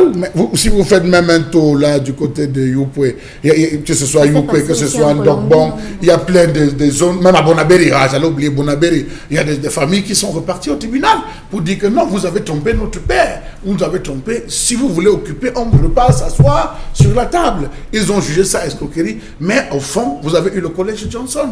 À l'époque, qui pouvait parler de collège Johnson, c'était de l'argent frais et liquide qu'on versait. Mais vous avez vu, ça a toujours été ça. Ça a toujours été ça, monsieur Michel Ngachou, la mauvaise paye des enseignants qui a fait en sorte que les enseignants disent: ok, nous allons tous saboter. Vous parlez de collège Johnston, on peut parler du collège Georges Schwab, on peut parler du collège Uni des Lattes, il faut parler des protestants. Il n'existe plus. Les peuples bantous du Pacifique et de l'Asie ont toujours pratiqué la divination et non la divinité. Les colons nous ont amené la divinité. C'est Peter Aaron qui nous écrit ce matin. Le problème du Cameroun, c'est le Camerounais, car il accepte tout. Vraiment, cette histoire d'université-là m'a subjugué. L'Église est une mafia. La grosse arnaque de l'Église, c'est ce qu'ils appellent fête de récolte. Un professeur au lycée de Yac disait toujours que l'école n'est pas pour les pauvres. Remettez les évêques blancs et vous verrez que l'église n'est pas ce que vous décrivez. Le Cameroun a l'église à son image. Le Vatican a un gros budget de charité dont bénéficient pas mal d'Africains en Italie. Alors, Dominique Audrey, qu'est-ce qu'on peut faire aujourd'hui pour qu'en fait l'église reprenne conscience de la position des enseignants et leur donner une place réel en tant que créateur de l'avenir, encadreur, lumière pour les enfants, pour l'avenir? S'ils tiennent vraiment à ce que les valeurs qu'ils prônent à travers la qualité de l'éducation ou bien les enseignements qu'ils prodiguent là-bas à leurs élèves, notamment la prière, la catéchèse qu'ils font faire aux élèves là-bas, il faudrait qu'ils appliquent eux-mêmes dans le mode de fonctionnement. Et à côté de ça, il faudrait que le gouvernement qui assure la tutelle de tout ce qui se passe dans le pays ait la main mise ou bien ait un regard à porter sur comment est-ce qu'on traite. Parce que à côté du fait que ce soit des enseignants d'écoles confessionnelles, ce sont d'abord des enseignants qui viennent d'un ministère. Donc ce ministère-là, aujourd'hui, qu'on parle notamment de ces enseignants qui sont du côté des DA, prennent la situation à bras le corps, qui sortent de son confinement et qu'il aille prendre la situation. Du moins les deux ministères. Hein. Merci. Oui. Allez, merci à vous, mesdames, messieurs, de rester présents sur nos antennes. 10-12, le Zénith se poursuit. Et nous tentons en réalité de mieux comprendre la colère exprimée ce matin par Charles Hamel. Une colère qui vous parle, vous aussi, vous êtes nombreux, vous êtes des millions à comprendre exactement ce qui se trame dans la gestion et l'encadrement des enseignants dans ces établissements confessionnels. Comment les aider à en sortir aujourd'hui? Comment interpeller suffisamment peut-être les dirigeants des églises au Cameroun à bien encadrer les enseignants des établissements confessionnels. Ils sont pour la plupart maltraités et on peut, même si, au-delà de tout ce qu'on va dire ici, reconnaissons quand même Charles Hamel qu'il y a de bons résultats là-bas. Ça, il faut être honnête.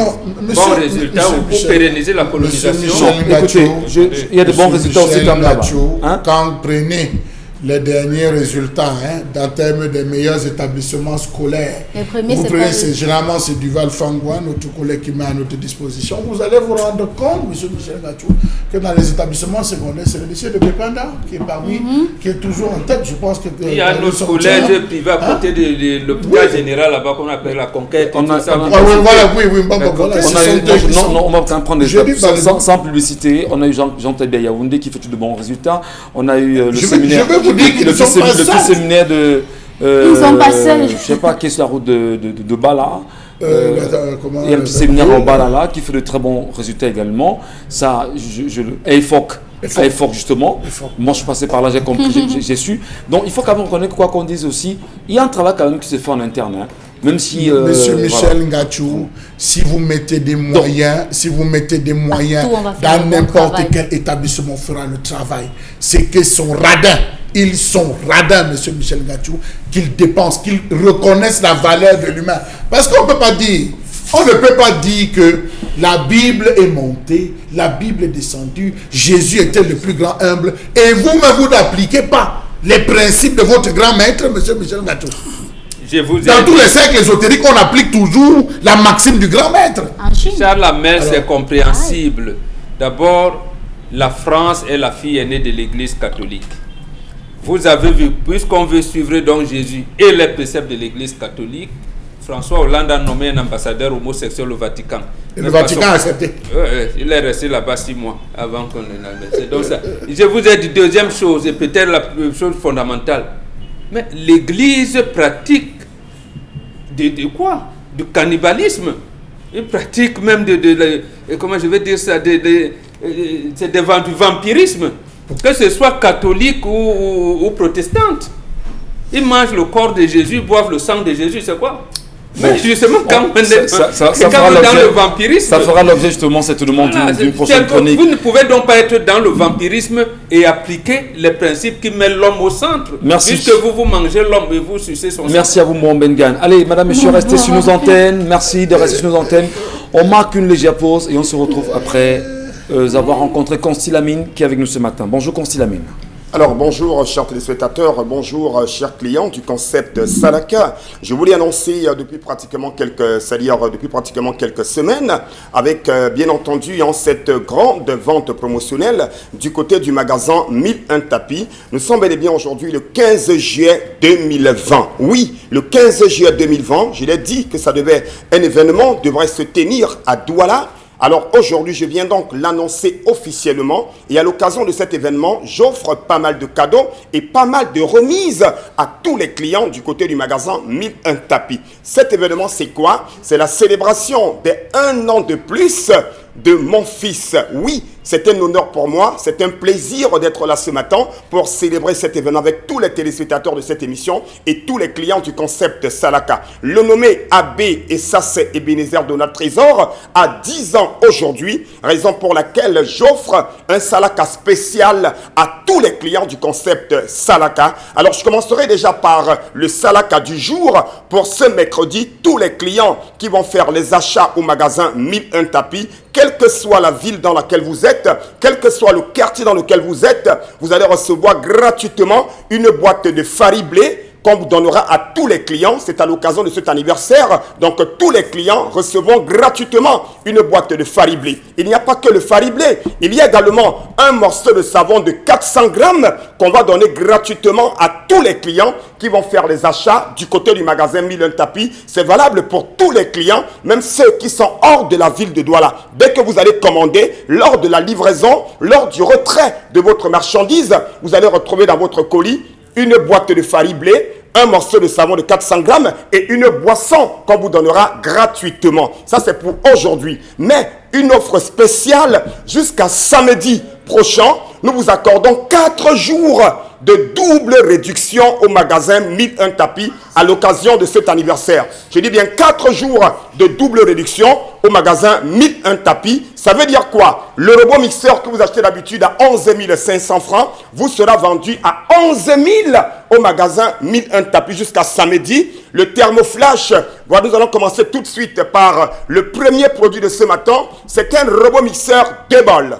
Le prix de la double réduction est de 11 500 francs. Mais à l'occasion de cet anniversaire de mon fils, je vends ce robot mixeur jusqu'à samedi à 11 000 francs, chers téléspectateurs. C'est du jamais vu. Il n'y a que le concept Salaka pour le faire. Donc, profitez de cette grande vente promotionnelle pour avoir un maximum de robots mixeurs à la maison à 11 000 francs, chers téléspectateurs. La suite nous conduit à des tapis de prière que vous aurez à 750 francs. Un tapis de prière au lieu de 1000 francs du côté du magasin 1001 tapis. C'est à Douala au Cameroun. Retenez tout simplement que j'ai dit jusqu'à samedi, les prix qui seront affichés à la télé, on va encore baisser, c'est-à-dire le prix de toutes les marchandises du côté du magasin 1001 tapis.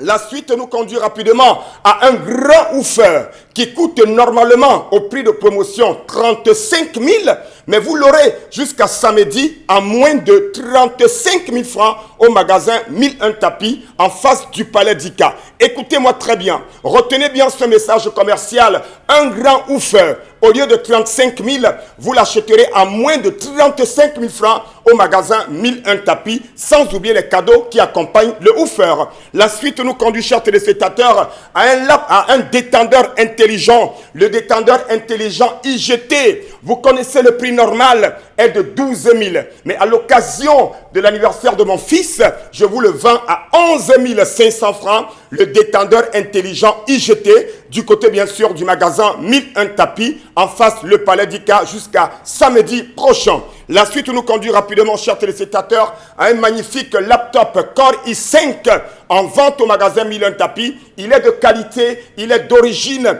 il a 4 Go de RAM, 250 Go de disque dur. Le prix normal est de 135 000, mais vous l'achèterez jusqu'à samedi prochain à moins de 135 000 francs au magasin 1001 tapis en face le palais d'Ika. Nous allons tout de suite poursuivre la vente de ce matin, chers téléspectateurs, par une clé USB 32 Go. Vous la retrouverez ailleurs à plus de 15 000, mais au magasin 1001 tapis, vous l'avez à 9 000 francs, mais jusqu'à samedi, vous l'achèterez à moins de 9 000 du côté bien sûr du magasin 1001 tapis. C'est à Douala au Cameroun en face le palais d'Ika. Les numéros de téléphone, vous les avez. Commandez dès à présent et ne perdez surtout pas le temps. La suite, c'est avec un régulateur de tension numérique. Il est neuf, il est dans le carton, il est avec garantie. Vous l'avez jusqu'à samedi à moins de 15 000 francs, le régulateur de tension au magasin 1001 tapis en face du palais d'Ika. La suite, c'est également avec, bien entendu, le grand robot mixeur 2 balles. Ce robot mixeur qui unit les mariages. Ce robot mixeur qui solidifie l'amour au foyer. Vous l'avez à 58 000, mais comme je l'ai dit, je le maintiens jusqu'à samedi. Vous l'achèterez à moins de 58 000 francs. Ça hache la viande, ça hache le poisson, ça écrase les condiments, ça fait le jus de fruits. Regardez comment c'est costaud. Ce robot mixeur ailleurs, vous l'avez à plus de 100 000. Mais comme je suis le représentant de cette marque au Cameroun, je vous le vends à moins de 58 000. Ce grand robot mixeur, 4 fonctions. La suite nous conduit rapidement à une friteuse. Vous aimez les plantains frits, vous aimez les pommes de terre, vous aimez le poisson bien frit, le poisson doré. Vous l'avez à moins de 24 000 sur cette friteuse de qualité à 1001 tapis. La suite nous conduit rapidement, chez téléspectateurs, à un ordinateur complet à 50 000, mais jusqu'à samedi, vous l'achèterez à moins de 50 000 francs du côté bien sûr du magasin 1001 tapis en face le palais d'Ika. C'est à Douala au Cameroun. Une imprimante multifonction. Ça scanne, ça photocopie, ça imprime. Vous l'avez à 35 000, mais vous l'achèterez à moins de 35 000 francs au magasin 1001 tapis en face le palais d'Ika et nulle part ailleurs. Nous allons continuer avec, bien entendu, notre nettoyant universel. Vous l'achèterez à 5 500 francs jusqu'à samedi du côté du magasin 1001 tapis en face le palais d'Ika. Commandez dès à présent, faites vos réservations, attendez pour la fin de la promotion.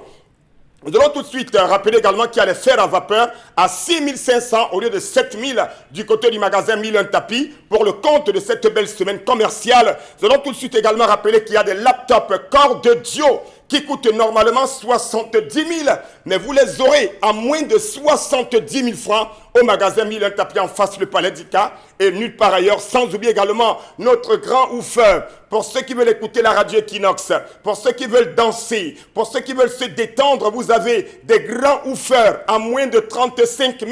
Regardez comment c'est joli, regardez comment c'est nyanga. Il y a également des rallonges à moins de 5 000 francs au magasin Milen Tapi, sans oublier des lustres de décoration à moins de 40 000 dans notre magasin. Donc, chers téléspectateurs, commandez-les à présent. N'attendez pas la fin de la promotion. Venez au magasin Milen Tapi. Et je rappelle que tous les clients vont recevoir beaucoup de cadeaux parce qu'un anniversaire, ça se fête avec le concept Salaka. Merci pour ce passage ce matin. Merci à vous. On espère vous retrouver également très rapidement pour un autre moment sur les antennes Equinox Télévision dans le cadre de 10-12 le Zénith. Allez tout de suite, la revue des réseaux sociaux. Karen Santia. Oui, premier sujet, on parle notamment de ce célèbre guitariste britannique, Richard Smith, qui explique pourquoi les Noirs ont une mentalité de sous-développement, selon lui. Et on va partager avec vous un passage de ce qu'il a dit. Je ne suis pas raciste parce que je ne crois pas à une seule seconde. Je ne crois pas une seule seconde que je suis supérieur à un Noir. La différence entre eux, avec eux, c'est que nous pouvons, nous pensons à nos descendants, nous sommes des calculateurs, nous protégeons nos intérêts et nous tuons pour cela s'il le faut. Nous ne sommes pas émotifs, nous avons dépassé ce stade. Si le lion a pitié de la gazelle, c'est lui qui va mourir de faim. Ils ont des lions que nous sommes en leur sein, mais ils ne comprennent pas les lois de la nature. Allez, on va dire justement que c'est une sortie qui est en train de faire parler toute la toile depuis hier soir et ce matin également. Avant qu'on entre dans ce studio, on s'est bien sûr rappelé que ça faisait partie des sujets qu'on devrait retenir. Et puis voilà, ça a été fait, Karine Santia. Mais c'est quand même fort de dire aujourd'hui, Charles Amel Bachou, que le monde, peut-être bon Bengan d'abord, pour que le monde en soit encore dans le racisme aujourd'hui. Les propos tenus par ce monsieur, quand on sait qu'au niveau du Cameroun, on a encore des rues qui portent les appellations de blancs. Si vous voulez bien, au niveau de Douala, c'est un exemple. Et pour saluer d'ailleurs en passant le travail des Sama, on va revenir dessus. Comment vous comprenez que le racisme dont on décrit encore récemment aux États-Unis, que ceci soit fait en mondovision et qu'aucun blanc ne se lève pour dire nous sommes contre ce qui vient de se dire, contre ce que Richard Smith évoque aux États-Unis? Non, ceci est dû à trois grandes variantes que nous devons intégrer et j'allais dire et chercher à nous déployer à l'intérieur. Le monde occidental est essentiellement matérialiste, guerrière et prométhéenne, c'est-à-dire vers la conquête. Quand on va à la conquête, c'est un système de prédation. Le monde africain, l'Africain est sentimentaliste et l'Asiatique est idéaliste. C'est pour ça que vous verrez que les Asiatiques sont rattachés à les dieux. Eux sont là, on est chinois. Le chinois se reconnaît dans son bouddhisme. Confucius reste là. En Corée, vous verrez, même les Indiens, vous verrez leur casse cessant de tout. Le problème africain dans le sentimentalisme réside en ceci qu'il est hospitalier. Et dans cette hospitalité, il n'a pas su considérer son adversaire comme ennemi. Il pense toujours, parce que c'est ça sa tradition, il n'y a pas deux personnes qui ne s'entendent pas, il n'y a que deux personnes qui n'ont pas encore causé. Voilà en fait ce qu'on traduit par l'émotion. Le sentimentalisme africain. Oui, par l'émotion. Ça n'a rien à voir, c'est pas l'émotion. Parce qu'un Africain, il te dit, mon frère, tu m'as fait ci, c'est pas bon, c'est pas bien, mais bon, passons, on peut continuer. Voilà le comportement d'un Africain. Or, un Occidental, lui, tu lui as fait ça, il te tue. C'est un jeu d'intérêt. Voilà ce qui fonde, voilà le fondement. Par exemple, ils sont essentiellement capitalistes. Oui, capitalistes, c'est-à-dire la méthode. Qu'est-ce qui fonde le capitalisme? C'est la part de gain, donc la prédation. C'est pour ça que je vous disais tout à l'heure, depuis hier, que Moïse, lorsqu'il crée le judaïsme, il crée le judaïsme sur les préceptes africains.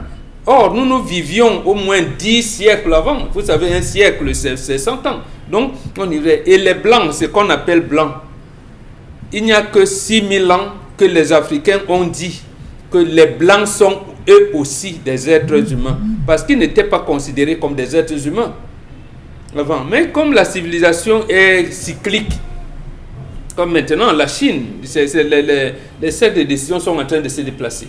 Donc, ce qui tue l'Africain, en fait, c'est parce qu'il ne sait pas détecter son ennemi et le considérer comme tel. Or, ça nous est reproché. Or, c'est là également où se trouve notre force. Il suffit seulement que nous aussi, on vienne avec nos ancêtres, avec notre spiritualité, parce que ça aussi, il faut faire la distinction. L'Occident est religieux, alors que l'Africain est spirituel. L'Africain, la spiritualité, c'est quoi? C'est l'éveil de l'âme de Dieu qui sommeille en toi. Et c'est ça qui fait que l'Africain, contrairement à ce qu'on développe, il n'est pas haineux.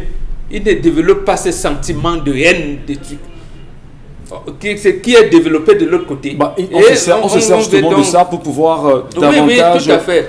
Donc, comment on dit ça? Être dans l'oppression. Oui, tout à fait. Parce que vous pouvez même vivre avec votre ennemi en disant, gars, je t'ai pardonné. Bon, laissons. Alors, vous lui pardonnez avant la nuit, il monte un coup pour venir vous assassiner. C'est très grave quand même. Donc, celui-ci qui ne raconte pas, ça s'appelle en philosophie la casuistique. On fait des tournures, il est raciste. Très bien. Vous avez vu, est-ce il s'est levé dernièrement quand les Juifs se sont attaqués à Shinbembe pour montrer qu'il n'est pas raciste, vraiment il aime les Noirs, il ne l'a pas fait. Donc ne vous attardez pas à ce qu'il a dit là, je ne suis pas. Il est foncièrement raciste, il faut le traiter comme tel et le considérer comme l'ennemi des Noirs. Et le traiter comme tel, pourquoi pas? Dominique Autry, votre avis sur cette sortie de Richard Smith, guitariste bien connu aux États-Unis, qui exprime à Mondo Vision son racisme? Les Africains, les Noirs, ne devraient-ils pas également se braquer comme lui l'a fait? Non. Je suis désolée, mais si je fais abstraction un peu de mes émotions, lorsque je parcours le texte de cet homme, si je suis honnête avec moi, je vais reconnaître qu'il y a un peu de vrai là-dedans. Parce que le monsieur, dans son texte, il mentionne que lorsqu'un noir sort du lot, lorsqu'il sort du lot, nous les blancs, on l'accepte à côté de nous et on finit par l'éliminer en utilisant la main d'un autre noir. Ça, c'est vrai. C'est vrai. Ça veut simplement dire que les noirs, entre nous, on se laisse instrumentaliser parce que d'abord, il y a une jalousie malsaine et maladive qu'on entretient lorsqu'on a quelqu'un dans notre entourage qui sort de la tête de l'eau. Ça, c'est un. De deux, le monsieur mentionne le fait que les noirs préfèrent aller être des esclaves chez eux, les blancs, au lieu de rester chez eux, travailler, construire chez eux, ils préfèrent être esclavagisés de l'autre côté. Est-ce que ce n'est pas vrai? Mais non, mais moi je pense, arrêtez. Écoutez, peut-être on parlera d'émotions. On est en Méditerranée. Mais maintenant qu'il arrête, parce qu'à un moment donné, on ne va pas revenir. C'est qu'il arrête en même temps, parce que nous, Africains, permettez, et là, je le dis en tant qu'Africain, j'assume mes propos, il ne faut pas qu'on revienne. Vous savez, on ne va pas rester tout le temps sur... on était esclaves, Michel, on nous a esclavagisés, mais qu'ils arrêtent. Mais quand il parle d'esclavage aujourd'hui, oui, Dominique Autry. Il parle de l'esclavage d'un temps. Il dit que même maintenant. Je suis aussi africaine que vous. Et ça me fait mal d'avoir que quelqu'un, peut-être si on le met même sur une balance avec le dernier artiste ici chez nous, il va peser lourd. Mais ça me fait mal que ce soit quelqu'un qui nous mette sur le visage les réalités que nous-mêmes on cause. Il dit que les Noirs préfèrent prendre l'eau pour aller se faire congeler là-bas chez eux et laissent leur pays ici. Est-ce que c'est faux? Non, c'est faux, Dominique. C'est faux. Vraiment, parce que le Noir est contraint d'avoir ce type de comportement. Parce que un exemple simple dans ce qu'il dit. Les Américains ont voté une loi en 1939, Agricultural American Act, qui régit l'agriculture dans le monde. Ça nous a amené à fermer l'ONCPB en 88, parce que chez eux, on dit, on interdit aux pays africains de subventionner l'agriculture. Ils en subventionnent chez eux. L'Union européenne également.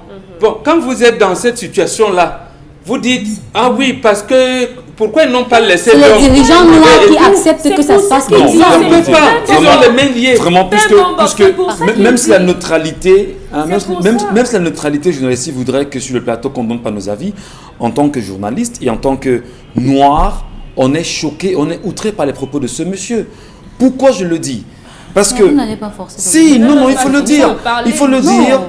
Parce que les propos qu'il tient vis-à-vis des Africains, vis-à-vis des Noirs aujourd'hui, mais c'est de l'insulte Ça, c'est un justement. point de vue. Non, écoutez, pourquoi vous voulez que je reste dans un point de vue? Non, c'est parce que vous voulez que Dominique Je n'ai même pas encore accepte fini de votre parler. point de vue. On n'a pas Non, fini. Dominique parlait des faits. Elle parle des faits. On ne discute pas le point de vue de Dominique. Ah non, mais les faits, quand il faut qu'on s'entende sur les faits. Maintenant, elle peut développer ce qu'elle entend. voilà. Mais ce qu'il dit est faux. Ce que ce monsieur dit est faux. C'est du mensonge. Parce que vous ne connaissez pas les relations internationales qu'il dit ces choses. Au-delà même des Voilà, relations internationales, c'est justement Dominique pour évolue. un bon box. C'est pour ça qu'il dit donc qu'on se sert toujours des Noirs pour asservir les Noirs. J'ai dit non, là aussi c'est faux. Je vous envoie à liser le journal Le Monde du mardi 21 mars 2006. Oui, Un journaliste français l'a dit clairement, il s'appelle Hugues Seraf. oui.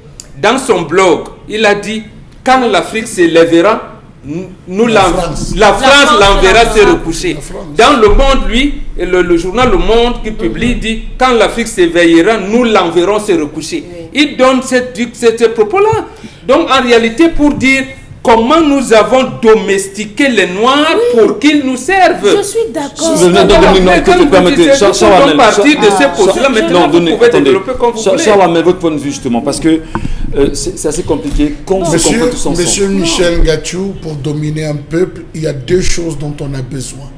Détruire premièrement ses croyances et détruire ses valeurs Et il l'a culturelles. mentionné. Détruire. Qui les a détruits? Lui-même, il a mentionné Qui ça. les a détruits? Les Africains, ce sont eux qui ont détruit les valeurs africaines. Permettez qu'on évolue. Écoutons-nous. Les valeurs. Non, mais vous n'avez pas écouté. Nous le disons ici que nous sommes les descendants des grabataires, des vieux spermatozoïdes, parce que la plus jeune génération, la fleur de l'Afrique, a été enlevée pour aller reconstruire les États-Unis et l'Europe. Les Africains ont toujours été des conquérants. Regardez ce qui a été organisé entre 2012 et 2018, monsieur Michel Gatchou. Qu'est-ce qui s'est passé au Mali? On a détruit tous les mausolées. Qu'est-ce qui s'est passé en Égypte? On a détruit la somme des musées. Mais nous, au Cameroun, nous sommes perdus. Pourquoi?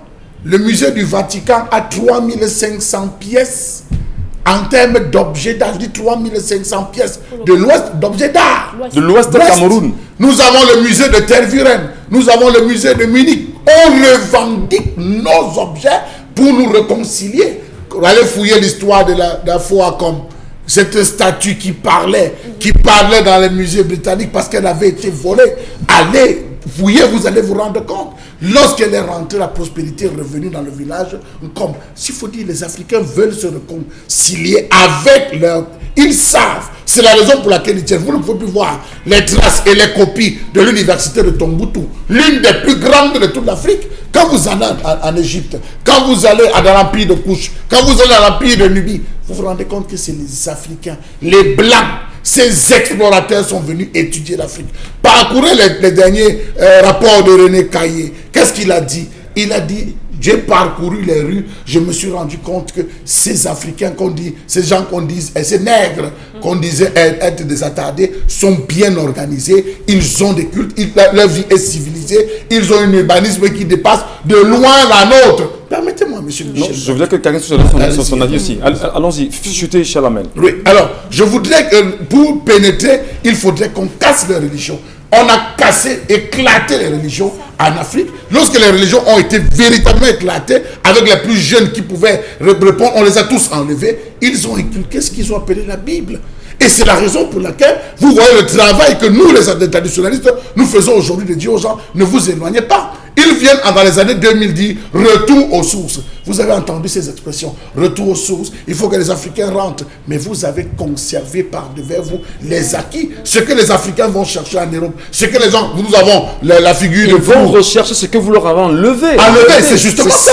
Il faut le dire. Ramenez-nous ce que vous nous avez enlevé. On n'a pas besoin de On n'a pas besoin des lampes. La lampe à néant, c'est un noir qui l'a fabriqué. L'ordinateur portable, c'est un noir. Ce sont des noirs qui ont fabriqué, qui sont les meilleurs, les plus grands savants de cette planète. Donnons Carrie dans son point de vue rapidement et puis on passe à la pause.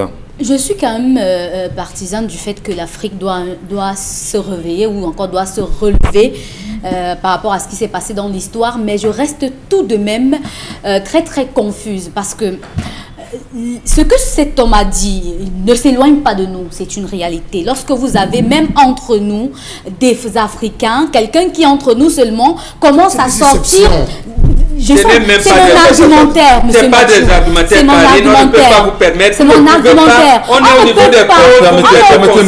On ne construit pas. Je ne pense pas qu'on construit l'histoire avec des regrets. Moi, je suis en train de donner mon argumentaire. C'était une rhétorique. Ce n'est pas un argumentaire. Justement, dans l'organisation des idées, moi, je pense, on ne peut pas donner. Vous êtes sur les conséquences. Vous n'êtes pas sur les causes. On ne peut pas construire l'histoire avec des regrets. Parce qu'à chaque fois, il n'y a pas de regret ici. Chaque fois qu'on le fait, il n'y a pas de regret, non, constant. Quand on cite à chaque fois ce qu'on a perdu, mais la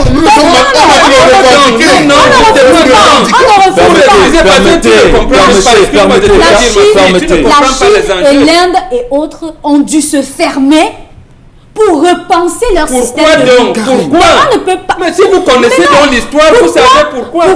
Pourquoi on n'arrive pas à ce que les Africains ne peuvent pas analyser ce que vous ne connaissez pas. Ce n'est pas une affaire d'analyse. Si vous venez analyser, vous dites que vous n'avez pas. Lui-même, il a dit les choses qu'il ne connaît pas. Justement, c'est de ça qu'on est en train de parler là, de ce que quelqu'un a parlé qu'il ne connaissait pas. Moi aussi, je pense que je peux donner mon point de vue qu'il ne connaît pas. Vous dites comment vous attendez, c'est bon, c'est bon, c'est bon, non, c'est bon, ça va. Écoutez, c'est bon, tant mieux, ça va, c'est bon. On doit donc commenter les choses que vous ne connaissez pas. Justement parce que la jeune génération comme vous, vous allez répéter ce que vous ne connaissez pas et ça deviendra. On reviendra sur le sujet assurément. Et il faut simplement mentionner à notre téléspectateur que vous vous rendez compte que lorsqu'on touche justement à la fierté du noir, on sort de nos gants à un moment donné. Non, monsieur. Parfois. Non, mais c'est réel. Parce que lorsqu'on travestit l'histoire, il faut reconstituer les faits. Quand on n'est pas d'accord sur les faits, on va analyser quoi? Merci, mon bon. Soyons d'accord d'abord sur les faits. Maintenant, chacun va donner son point de vue. Vous analysez les conséquences de quelque chose que vous ne connaissez pas. On reviendra sur ce sujet. On va revenir. Merci. Permettez qu'on marque une pause. Permettez qu'on marque une pause et puis on vous retrouve, madame, monsieur, s'il vous plaît. Allez, tout de suite, Consti Lamy nous retrouve pour nous parler du correcteur de posture. Bonjour Consti, rebonjour. Alors rebonjour à tous les téléspectateurs. Je reviens une fois de plus.